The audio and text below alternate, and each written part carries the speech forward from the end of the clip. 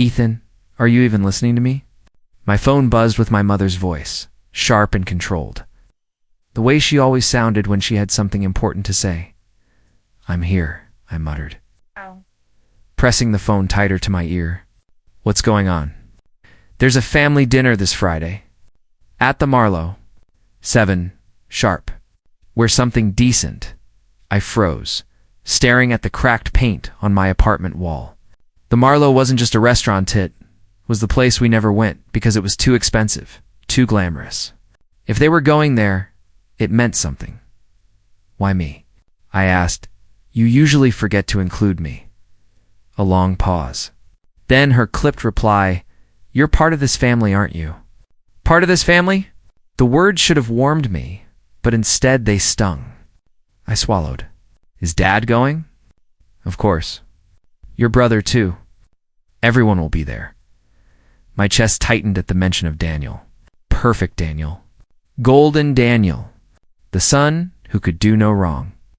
All right, I said finally. I'll be there. She hung up without a goodbye. I dropped the phone on my couch and leaned forward, elbows on my knees. My mind spun. A family dinner. Why now? I remembered birthdays where Daniel got the spotlight while I sat in silence. Report cards where Maya Minnis was ignored because Daniel had an A+. Nights I came home late, exhausted from working 2 jobs. My father told me I wasn't ambitious enough. Yet here they were inviting me.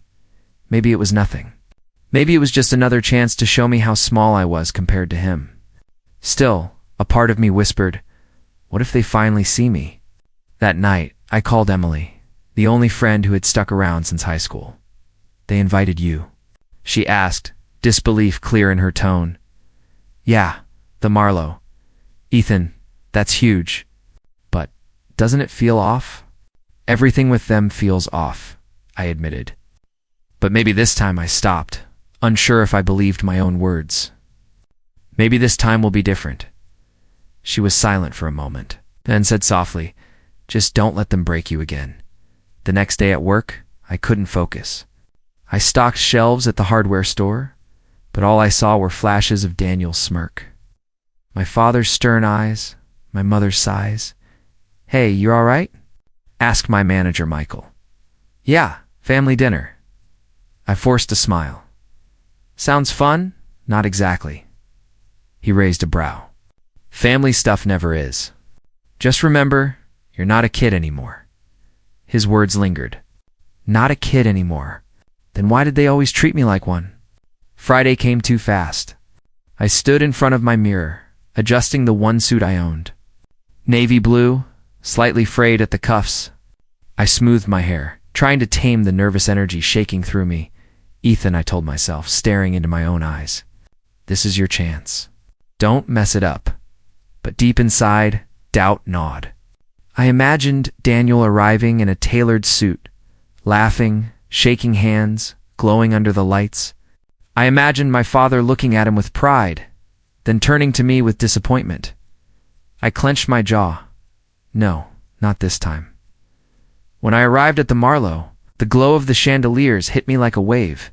The lobby smelled of wine and roasted lamb. Waiters glided past in crisp uniforms. I spotted them instantly, my family. Gathered near the reservation desk. Ethan, my mother said, her eyes scanning me from head to toe. At least you look presentable. Good to see you too, I muttered. Daniel smirked. Didn't know they let you in here, little brother? Daniel, I said through gritted teeth. My father's hand clapped Daniel's shoulder. Good one. He glanced at me briefly. Try not to embarrass yourself tonight. I bit down hard on my tongue. I'll do my best. The hostess led us to our table, a massive polished circle surrounded by velvet chairs. My pulse quickened as I looked around. Relatives, cousins, uncles, aunts all, dressed to perfection. I felt the weight of their eyes as I slid into my seat. The dinner hadn't even started, and already my stomach churned. Relax, Daniel whispered, leaning toward me. It's just dinner, unless you mess it up like you always do. I turned my face away. Shut up, Daniel, as conversations rose around me about business deals. Vacations? Daniel's newest promotion. I sat in silence. My glass of water trembled in my hand. "Ethan," my Aunt Rebecca called. "What are you doing these days?" I cleared my throat. "Still working at the hardware store?" Her polite smile faltered. "Oh, that's steady," Daniel chuckled. "Steady, sure, until the store closes." Laughter rippled through the table. My face burned. I excused myself, stepping into the hallway. My reflection in the ornate mirror looked back at me, eyes dark, lips pressed tight. Why did I even come? Because deep down, I still wanted them to see me. I still wanted my father to nod with pride, my mother to smile with warmth, Daniel to acknowledge me as more than a shadow. I pressed my palms against the marble wall. This time, I whispered to myself, maybe this time will be different. And with that fragile hope clinging to me, I walked back toward the table. "Ethan, sit down," my mother said, her tone sharp but wrapped in a smile. I nodded, forcing a polite grin. "Good to see you too, Mom." Her eyes narrowed. "Don't slouch. People are watching." I straightened my back. "Right. Wouldn't want to ruin the picture." My father glanced at me, his expression flat. "At least you came on time." "Traffic wasn't bad," I muttered. Daniel leaned closer, his smirk flashing. "Amazing. You managed to do one thing right tonight." I clenched my jaw. "Always nice to have your support," he chuckled. "You'll need it." The hostess gestured to the polished table in the center of the room. Velvet chairs shimmered under the golden lights. Relatives were already seated, laughing, sipping wine, trading stories. I stepped forward, ready to take the empty chair near my father. Before I could pull it out, my mother's hand pressed against my arm. "Not there," she whispered. I frowned. "Why not?" She tilted her chin toward the far corner. "Over there?" "The other table," I turned. My heart sank. A smaller table sat by the wall, covered in crayons, chicken tenders, and plastic cups. My little cousins waved at me, giggling. "You're joking," I said, my voice tight. Daniel grinned. "Perfect spot for you, little brother." My father's lips curved in what almost looked like amusement. "Go on, Ethan. Don't make a scene." Heat rushed to my face. "You want me to sit with the kids?" "Yes," my mother said simply. "It's better this way." I glanced at the main table, where uncles and aunts tried to hide their smirks. Rebecca, my aunt, whispered something to her husband, and they both chuckled under their breath. "This is ridiculous," I muttered. Daniel leaned back, stretching his arms. "It suits you. You've always been the extra." My fists curled. "Say that again, Ethan," my father snapped. "Enough. Sit down. Don't embarrass us. Embarrass them." The words echoed in my head. I looked back at the kids' table. Bright faces. Small hands. Eyes full of innocent curiosity. And then I heard the whispers grown adults murmuring, laughing at me as if I had already obeyed. One of my cousins, Tommy, called out, "Hey, Ethan! Want to draw with us?" I swallowed hard. My throat burned. "Not tonight, Tommy." Daniel laughed louder. "Come on, Ethan. You might actually win at coloring." The table erupted with chuckles. I forced my voice to stay steady. "You think this is funny?" Daniel smirked. "I think it's perfect. You never belonged here anyway." My mother's eyes hardened. "Ethan, sit now." I stood frozen. My chest pounded. My palms itched with the urge to slam the table, to shout, to walk out, but instead, I lowered myself into the small chair at the kids' table. The plastic seat creaked under my weight. My knees barely fit. Crayons rolled toward me. My cousins giggled again. "Why are you here?" one asked innocently. I forced a smile. "Good question." At the main table, Daniel raised his glass. "To family," he declared. Laughter followed. I gripped the edge of the tiny table so hard my knuckles whitened. Inside, my thoughts screamed, "They don't see me as a man. They never did. I'm just a child to mock." Rebecca's voice drifted over. "At least he looks comfortable." More laughter. I closed my eyes for a second, breathing slowly, fighting the storm in my chest. Tommy nudged me with a crayon. Want to draw a house? I shook my head. Not tonight, buddy. He shrugged and kept coloring. I stared at his paper, lines messy, but full of freedom. I envied it. At the main table, Daniel leaned toward my father. We should get a picture. Everyone together. Everyone, my father asked. Well, Daniel chuckled, pointing toward me. Maybe not everyone. The camera clicked, flashes of light bouncing across the room. My absence in the frame burned more than I could admit. I leaned closer to my water glass, whispering to myself, hold it in. Don't give them the satisfaction. But deep down, rage coiled tighter, sharper, louder, every laugh, every smirk, every word they threw like knives carved deeper into me. I stared across the room at Daniel's confident face, my father's approving nods, my mother's stiff smile, and I swore silently, this isn't the end. You won't laugh forever. Ethan, are you comfortable? Daniel murmured across the room, voice soft enough to sting. I'm fine, I said, though the tiny chair dug into my knees. Enjoy your jokes while you can. My father sipped his wine. Lower your voice. You're drawing attention. I'm not the one who pointed me to the kids' table, I replied. My mother folded her napkin. Please cooperate. We don't want trouble. You made trouble, I said. You just dressed it in velvet and chandeliers. Daniel laughed. He's dramatic. Rebecca leaned from the main table. Ethan, sweetie, make the best of it. I felt heat crawl up my neck. I'm not sweetie. I'm a grown man. My father sighed. Then act like one. I stared at my water glass and saw old scenes. Me carrying boxes while Daniel posed. Me fixing lights while they clapped for his speech. Me working nights while they toasted his promotion. The memories pressed like broken glass. Daniel whispered, Remember when you dropped out of the internship? Classic. I left because Mom got sick, I said. I covered your shifts while you partied. He shrugged. Excuses. My mother's eyes slid past me. Keep your voices down. Something inside me buckled, then hardened. Why am I here if this is all I am to you?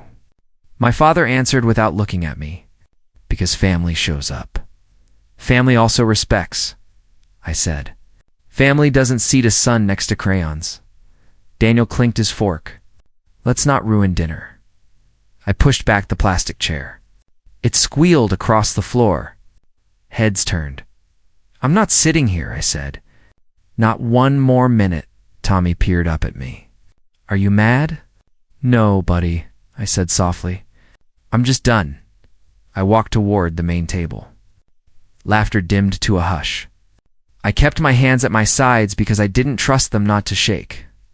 My mother's smile went tight. Ethan, sit down. We talked about this. No, I said. You talked. I swallowed. That's over. My father's chair creaked. You are being ungrateful. For what? I asked. For the honor of pretending I don't exist? Daniel leaned back, smirking. Sit, little brother. You're making a scene. I am a scene, I said. I'm the scene you wrote and tried to hide. My mother's voice cut cold. Ethan. This is the last time, I said. My throat tight and clear at once. I won't be the family joke. Rebecca raised a hand. Let's breathe. Everyone's watching. Let them watch, I said. Maybe they'll finally see me. My father's eyes sharpened. You will apologize. For what? I asked. For standing up? For wanting a chair that fits my legs? Apologize, he repeated. No, I said. The word left my mouth like a door slamming. Silence cracked across the room. I felt small and vast at the same time, like a match in a dark theater. Daniel sneered. You can't even hold a steady job and you're lecturing us. I held myself together when no one else did, I said. He rolled his eyes. Poor hero. I turned to my mother. Do you know what it feels like to be invited to your own humiliation? Her lips pressed thin. Enough. I faced my father. Do you know what it costs to keep quiet? It costs your whole life. He stood halfway. You're done. I'm beginning, I said. I'm beginning with no. A breath passed through the room. I felt the floor under my feet for the first time all night. Daniel smirked. Where will you go? Back to your little apartment? If I do, I said, it will still be mine. My mother tried to smile. Ethan, honey, I'm not honey, I said. I'm the son you taught to disappear. I'm finished disappearing. My father pointed toward the door. Leave if you can't behave. I can, I said. I'm choosing not to obey, he hissed, ungrateful. The word hit like a slap. Grateful for what? Your silence when I needed one kind word? Your laughter when I needed a seat? No one answered. The room waited. I took a breath and straightened my jacket. Enjoy your dinner, Daniel scoffed. Run then. I'm walking, I said. There's a difference. I turned toward the lobby. I moved through the carpeted lobby. My chest burned. A lock finally cracked. At the door, I paused and looked back. By the way, I said, steady. I won't come when you call me to be small. I pushed the door open. Cool night air slid across my face like water. My hands trembled, but my spine held. Behind me, someone gasped. A spoon clattered. The sound followed me into the dark like a bell. I kept walking. I slammed my apartment door shut, the echo filling the small space. My chest still heaved from the storm inside me. Did I overreact? I asked the empty room. Am I weak for walking out? The silence answered back, heavy and cold. I dropped into the chair by my desk, pulling at my tie until it loosened. My reflection in the window stared at me, tired eyes, clenched jaw, hands that still shook. Maybe I should have stayed quiet, I muttered. Maybe that's what they wanted, but the image of the kids' table burned in my head. Daniel's smirk. My father's glare. My mother's cold command. No, I whispered. I couldn't take it anymore. I pulled open the drawer beside me. Inside lay an old notebook, edges worn, pages crumpled. My journal. I flipped through the entries, words scrawled across years of silence. Worked double shift today. Sent the money to Dad, he didn't say thank you. Stayed home with Mom while Daniel went to his interview. She praised him anyway. Missed Emily's birthday dinner because Dad needed help moving boxes. He called me lazy after. Each line pressed deeper into me. I traced the words with my fingers. I gave everything, I said aloud, and they gave nothing back. On the shelf sat a shoebox of photographs. I pulled it down, dust falling onto my lap. The first photo showed me at 16, holding up a trophy. Daniel stood beside me, grinning though he hadn't competed. My father's hand rested on Daniel's shoulder, not mine. Figures, I muttered. Another photo. Me at 20, dressed in work clothes, grease on my hands, holding a cake I'd bought for my mother. She smiled in the picture, but her eyes looked past me, toward Daniel. Wasn't even in the frame. I pressed the photo against my chest, my throat tightening. Why wasn't I ever enough? I stood, pacing the small living room. They'll regret it, I said, louder now. One day, they'll regret every laugh, every insult. My fists tightened. I won't let tonight break me. I won't be their shadow anymore.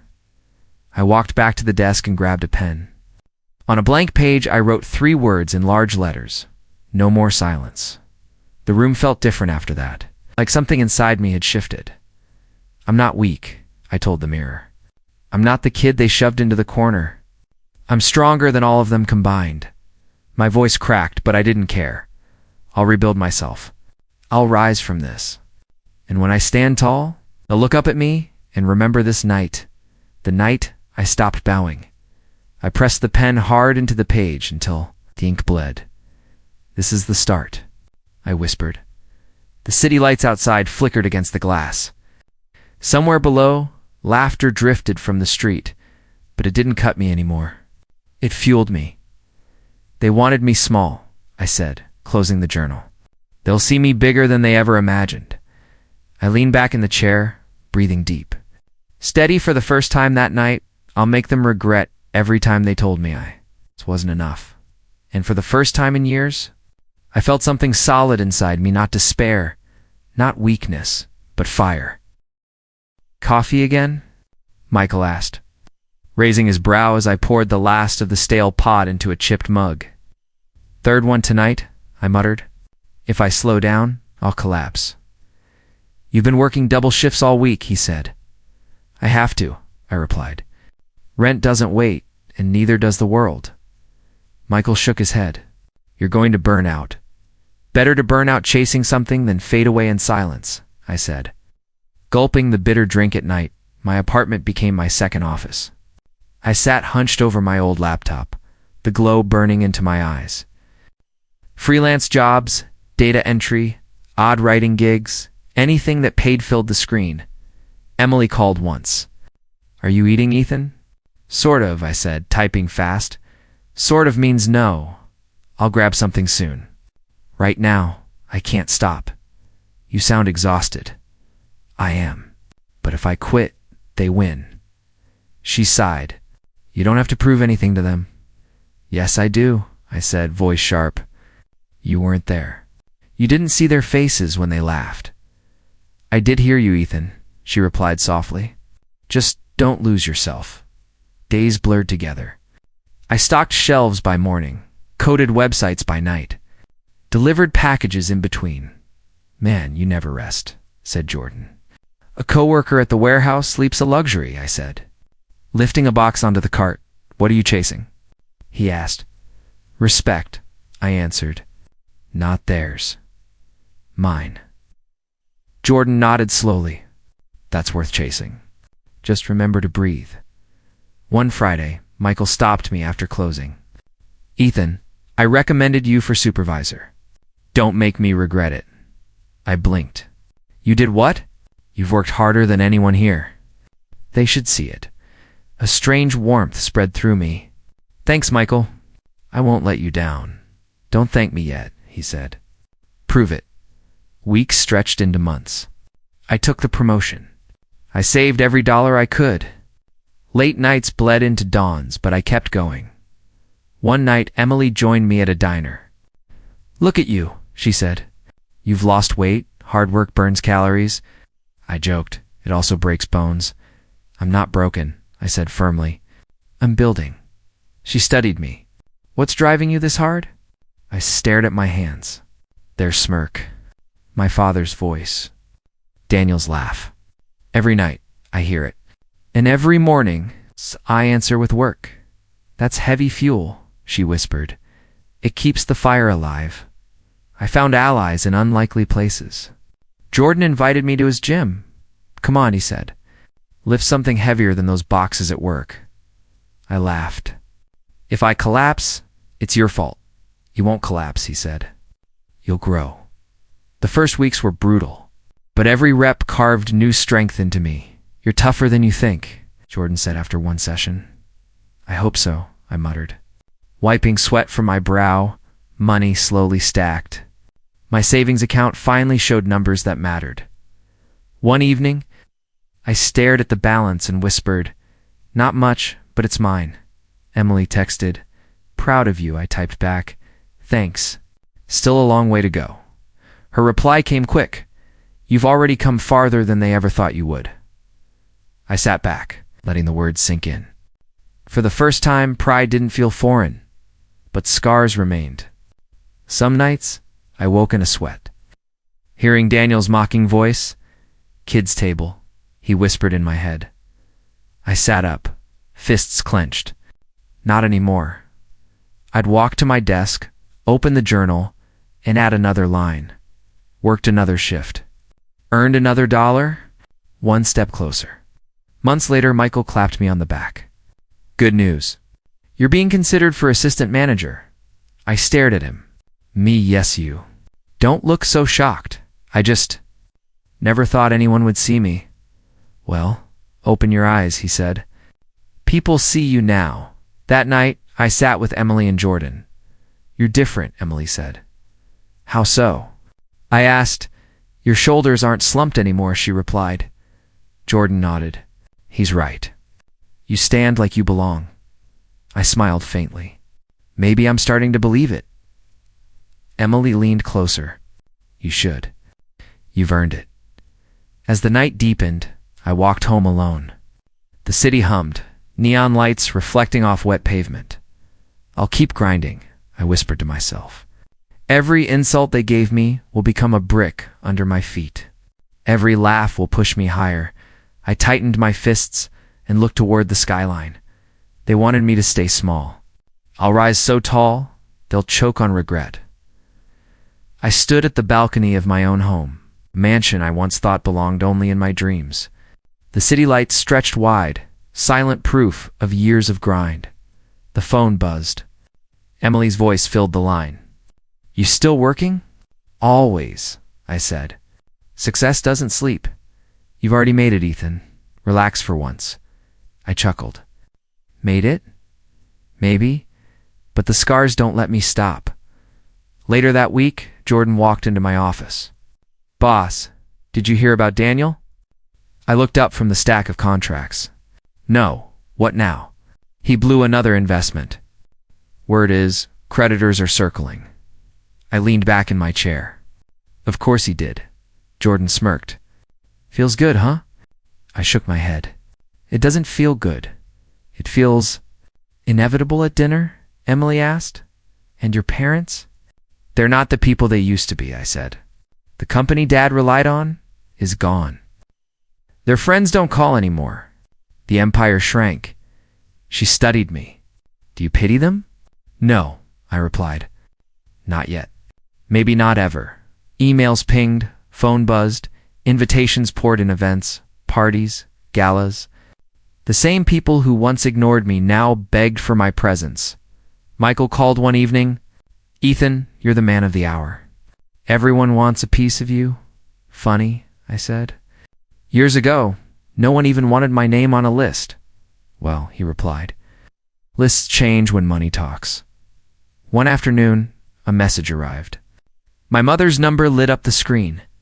I stared at it for a long moment before answering. Ethan, she said, voice shaky. We'd like to see you. Why? I asked. There's a gathering. A dinner. But this time at your place. We want to come to you. I gripped the phone tighter. My place? Yes, she whispered. You're home, I closed my eyes. When? This Sunday, that night, Emily sat across from me, concern in her eyes. You don't owe them anything, I know, I said. Then why even say yes? Because I whispered, I need them to see. I need them to walk through my doors and know I'm not the kid at the small table anymore. Sunday came. I waited by the grand entrance, marble floors gleaming under the chandelier. My suit fit perfectly, tailored, sharp. The doorbell rang. I opened it to see them standing there, my mother, my father, and Daniel, no longer shining. Ethan, my father said, voice lower than I remembered. Welcome, I replied, stepping aside. They entered, eyes darting over the high ceilings, the art on the walls, the weight of wealth pressing on them. This is impressive, my mother whispered. Built with my own hands, I said. Every brick, every inch earned. Daniel muttered, nice place. Better than crayons, right? I said. His face tightened, but he said nothing. We sat at the dining table, my table. Long, polished, surrounded by seats that fit every grown man and woman. My father cleared his throat. We appreciate you inviting us. I didn't, I corrected. You asked to come? The silence grew heavy. My mother smiled faintly. We're still family. Family, I echoed. Now you remember that word. Daniel rolled his eyes. Here we go. No, I said firmly. Here I go. Because for years I swallowed every insult. Tonight, you'll hear me. They shifted uncomfortably. But I leaned forward, calm. You told me I was ungrateful, I said. You told me I was nothing. But look around. Everything here is what you said I'd never have. My father tried to speak, but I cut him off. I don't need your approval anymore. I don't need your respect. But you will sit at this table, and you will see who I am. My words hung sharp in the air. When the night ended, they left quietly, their footsteps echoing against marble they didn't own. Emily touched my arm. You did it. I nodded slowly. The shift is here. They came to me, and they'll never forget it. The knock on the door echoed through the hall. I breathed once, steady, then opened it. My parents stood together, stiff, while Daniel shifted behind them, jaw tight. "Ethan," my father said, voice low. "Come in," I replied. Stepping aside, they crossed the marble floor, eyes darting over the chandeliers, the paintings, the long dining table set for four. My mother whispered, "It's grand. I built it," I said. "Without your hand on my shoulder," Daniel muttered. "Nice speech already." I shut the door. "You haven't heard anything yet." We sat at the table. I had placed their seats deliberately, my father opposite me, my mother at his side, Daniel at the far end. I remained at the head. My father cleared his throat. "It feels strange to sit here as guests." "You asked to come?" I said. Still he pressed. "Or family?" I leaned forward. "You only remember that word when it benefits you?" My mother frowned. "That's unfair." "Is it?" I asked. "Tell me, Mom, was it fair when you pointed me to the kids' table?" Her lips trembled. "That was years ago, and still burns like it happened yesterday," I said. Daniel scoffed. "You're seriously holding on to crayons and plastic cups?" I snapped my gaze toward him. "You called me extra. You laughed while they humiliated me. You'd think I'd forget?" He smirked. "You're overreacting." My father raised his hand. "Enough. We didn't come to rehash petty moments." "Petty?" I repeated, my voice sharper. "That night was the breaking point of my life. You shoved me into a corner like I was nothing." "That wasn't petty. That was cruelty." He stiffened. "We wanted peace at the table." "No," I said. "You wanted silence from me?" "You always did," my mother whispered. "We didn't mean harm. You meant to remind me of my place," I said. "You wanted me small." The air thickened. Daniel tapped his fork on the plate. "You love playing the victim," I turned to him. "Victim? I worked 2 jobs while you spent weekends in clubs. I covered bills when Dad's business faltered. I stayed home with Mom when she was sick, while you chased parties. And yet I was the disappointment." He laughed dryly. "You're still bitter." I leaned closer. "I'm not bitter. I'm awake." "There's a difference." My father slammed his palm on the table. "Show respect." I didn't flinch. "Respect is earned, not demanded. And you never gave me any to return." His eyes darkened. "You ungrateful don't," I cut in. "Don't call me ungrateful again. I bled for this family, and you dismissed me. Tonight, you'll hear me whether you like it or not." My mother's voice cracked. "Ethan, please. We're trying to reconnect." "Reconnect?" I asked. "Or use me now that Daniel is sinking?" Daniel glared. "Watch your mouth." I met his eyes. "Rumors travel fast. Bad investments, debt piling, creditors knocking. Tell me, Daniel, how does it feel to be the one failing?" His face flushed. "You think you're better than me?" "No," I said calmly. "I know I am. Because I climbed from nothing while you were handed everything." The silence pressed like stone. My father leaned forward. "So what is this? A show of power?" I held his gaze. "No, this is balance. For once, you'll sit at my table and listen to me. You'll feel what I felt, small, cornered, judged." My mother's eyes watered. "We never wanted this distance." I shook my head. "You built it brick by brick. Every laugh, every insult, every silence." Daniel shoved his chair back. "This is pathetic." I pointed toward the door. "Then leave." He froze. "You heard me," I said. "No one is forcing you to stay. But if you sit here, you'll hear the truth." My father's voice lowered. "You're enjoying this too much." I leaned back, steady. "No, there's no joy in exposing scars. But there's power in refusing to hide them anymore," my mother whispered. "What do you want from us?" I paused, then spoke slowly. "I don't want your pity. I don't want apologies you don't mean. I want acknowledgement. That's it. Admit what you did." She wiped her eyes. We were wrong, my father stiffened. Margaret, she raised her hand. No, we were. We pushed him aside. We made him feel less. The words hung heavy. My chest tightened, but I kept still. Daniel sneered. Fine, you've got your confession. Happy now? I looked at him. No, Daniel. Happiness isn't what I feel. Relief, maybe. And resolve.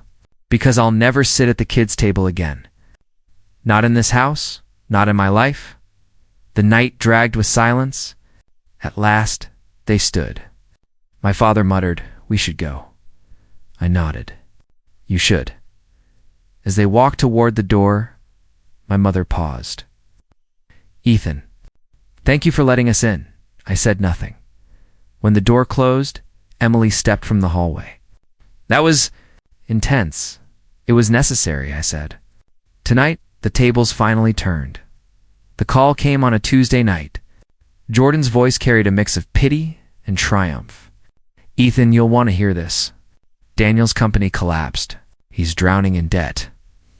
I leaned back in my chair. So it finally happened. Yeah, and people are talking. Loud. I hung up and stared at the ceiling. The golden boy finally cracked. At the next family gathering, whispers filled the room before I even entered. Rebecca leaned toward another aunt. Did you hear? Daniel lost everything. Her husband shook his head. After all that pride, when I walked in, the voices dropped. Their eyes shifted. Some guilty, some curious. Daniel sat stiff in the corner, face pale, jaw clenched. My parents hovered near him, their pride carved away. My mother looked up first. Ethan, she said softly. You came? I did, I replied. Wouldn't miss the show. Daniel shot up. Don't start with me. Why not? I asked. You never stopped with me. His fists tightened. This isn't your victory, isn't it? I said. Every laugh you threw at me, every insult you're choking on them now. My father cleared his throat. Enough. This isn't helping. I turned to him. You once called me ungrateful. Tell me, Dad, how grateful do you feel now watching your empire crumble with your chosen son? He didn't answer. His eyes fell to the floor. My mother stepped forward, tears streaking her cheeks. We made mistakes. We didn't see you. And now, her voice cracked. Now everything is falling apart. I felt anger rise, then falter. You chose blindness. Don't act surprised at the cost. Daniel barked, Stop talking like you're better than us. I walked closer, my voice steady. I don't have to talk like it. I lived it. Relatives shifted uneasily. Rebecca whispered, Maybe Ethan was right all along. Another uncle muttered. We shouldn't have laughed that night. The words pricked the air like needles.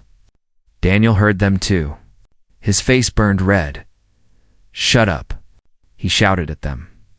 You all loved me when I had money. Don't turn now. I smirked. Funny, that's what you accuse me of, being nothing without status? Now look who's begging. He stormed across the room, pointing at me. You wanted this. You wanted me ruined. I shook my head. No, Daniel. You ruined yourself. Karma just caught up, my mother sobbed. Please, both of you, stop. I looked at her. You told me to sit at the kids' table. Tonight, I'm at the head. That's the truth. She covered her face and cried harder.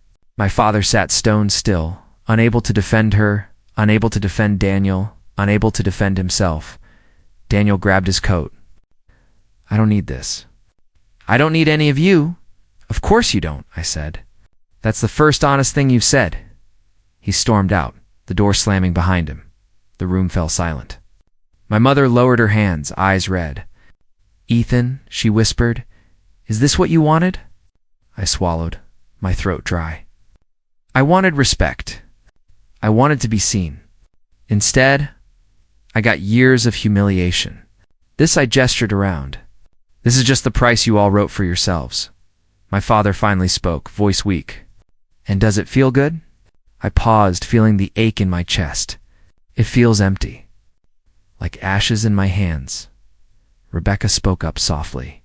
Still you stood, and we mocked.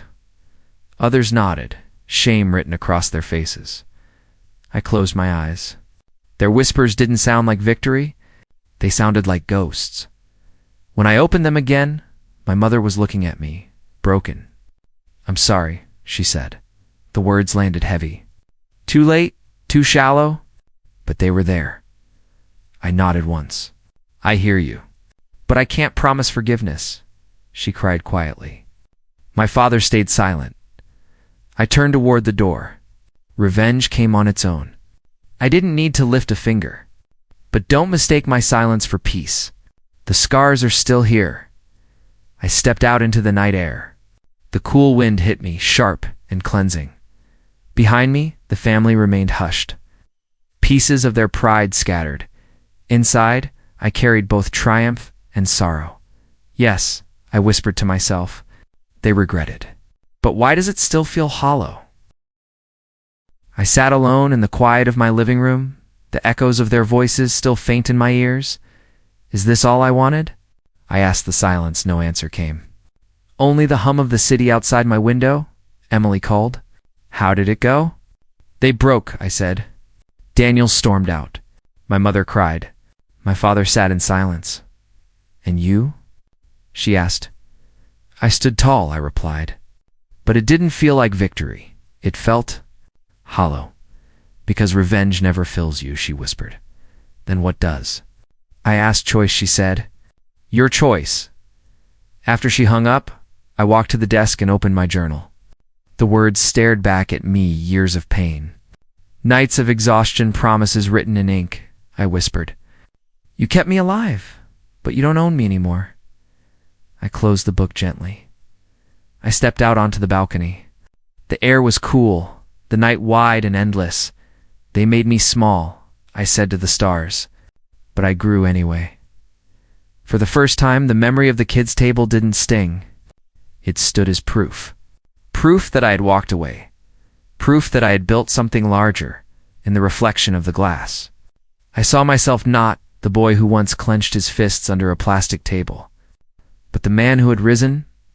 I can't rewrite the past, I whispered, but I can shape tomorrow. The words felt steady, like stone. I grabbed my coat and walked outside. The streets buzzed with strangers, laughter spilling from corners, headlights cutting through the dark. A man bumped into me. Sorry, he muttered. I smiled faintly. It's fine. And it was as I moved down the street, I let the weight slide off my shoulders. I'm not their shadow anymore, I said quietly. I'm my own light. The words settled deep inside, not as anger, not as bitterness, but as truth. I paused at the end of the block, looking up at the sky. The boy at the kids' table is gone. The man standing here? He chooses freedom. The night air carried the words back to me, steady and clear. I turned the corner, my steps strong, each one leaving the past further behind.